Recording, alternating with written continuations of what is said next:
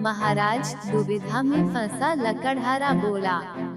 मैं कई वर्षों से लकड़ी काटता और बेचता आया हूँ, पर ऐसा अचंभा पहले न कभी देखा न सुना। अब राजा परेशान, लकड़ी कैसे बोलने लगी।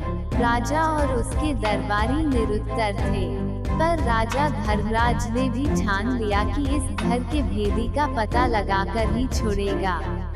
वो सोचने लगा, उसके अलावा सिर्फ एक ही व्यक्ति यह भेद जानता था और वह था भोलू नाई।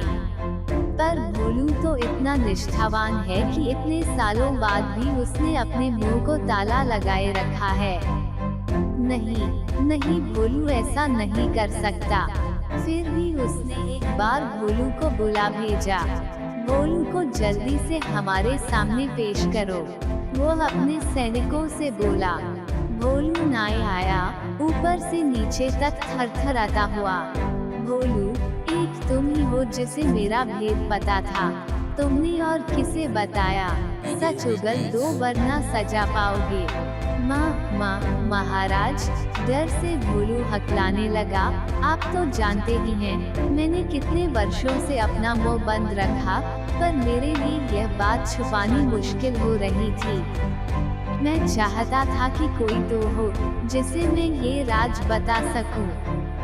बोलते बोलते भोलू रुक गया और सिर झुककर खड़ा रहा। बोलते रहो, फिर क्या हुआ? राजा धर्मराज रुखाई से बोला। भोलू धीरे धीरे फिर बोलने लगा। एक दिन जब मैं जंगल के रास्ते से घर लौट रहा था, मैं आराम करने एक पेड़ के नीचे बैठ गया। बस आपके बाल तब काट कर ही आ रहा था और उन सींगों के बारे में भी सोच रहा था। काश मैं उनके बारे में किसी बात कर पाता। आखिर मैं भी इंसान हूँ। तभी मेरे दिमाग में एक बात आई और मैं पेड़ को यह राज बताकर हल्का हो गया।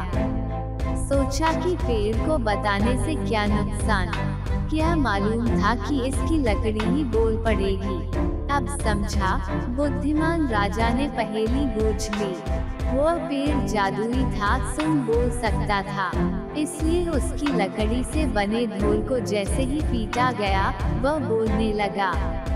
और जो कुछ तुमने मेरे सींगों के बारे में कहा, वही शब्द वह दोबारा दोहराने लगा।